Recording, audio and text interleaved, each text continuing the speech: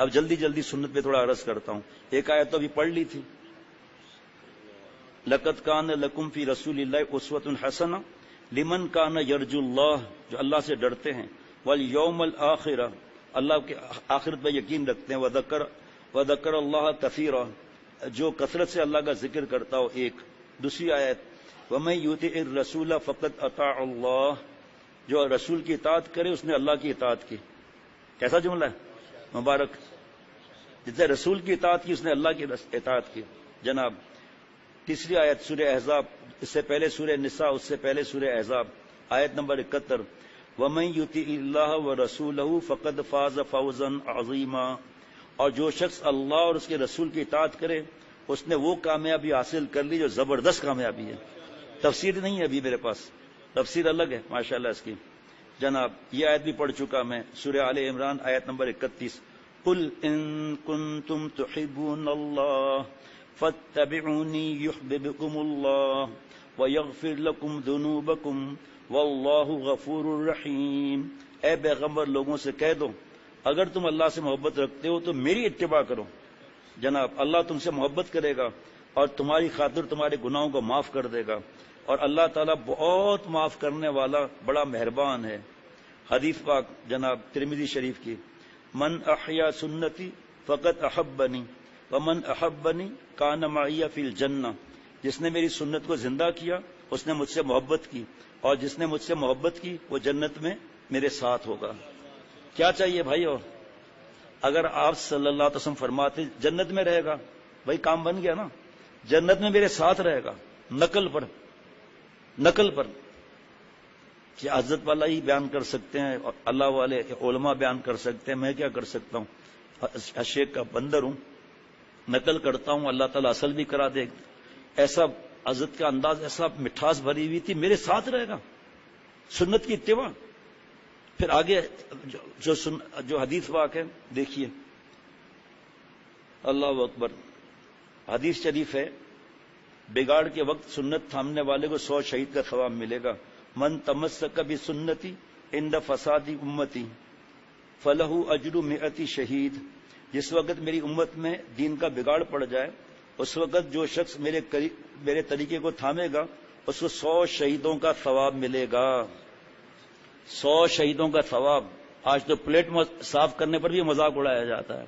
حدیث شریف, ترکت فیکم امرین لن تضلوا ما تمسکتم بہما کتاب اللہ و سنت رسولہ.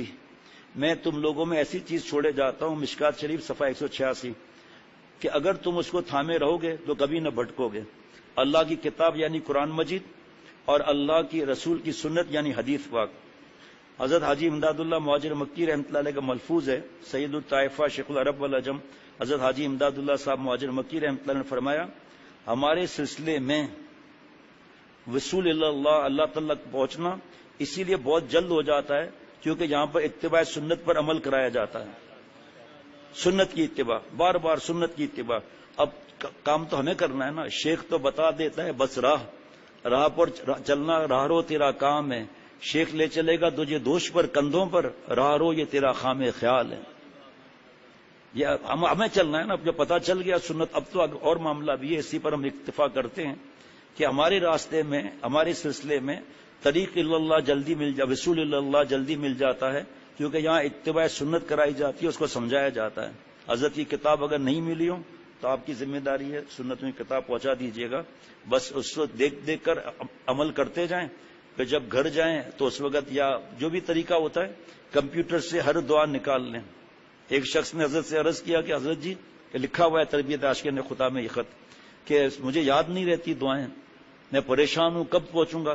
تو حضرت والا نے لکھا جواب کہ گھبراؤ مت, آپ ایک ایک سنت یاد کرتے جاؤ. دعا یاد نہیں ہو رہی اس کا ترجمہ یاد کرو, پھر ایک جب دعا بھی یاد ہو جائے اب دوسری سنت پر آؤ. فرمایا انشاءاللہ تعالیٰ 25 دنوں میں وہ سنتوں پر عمل ہوگا جو دوسری سنتوں کو کھینچے گا. ابھی ہم سیڑھیاں اتریں گے تو سبحان اللہ کہیں گے, چڑھیں گے اللہ اکبر کہیں گے. آپ سیڑھیاں چڑھیں گے صرف ایک بار اللہ اکبر کہہ دیا, جناب سنت کا ثواب مل گیا. اترتے ہوئے ایک بار سبحان اللہ کہہ دیا.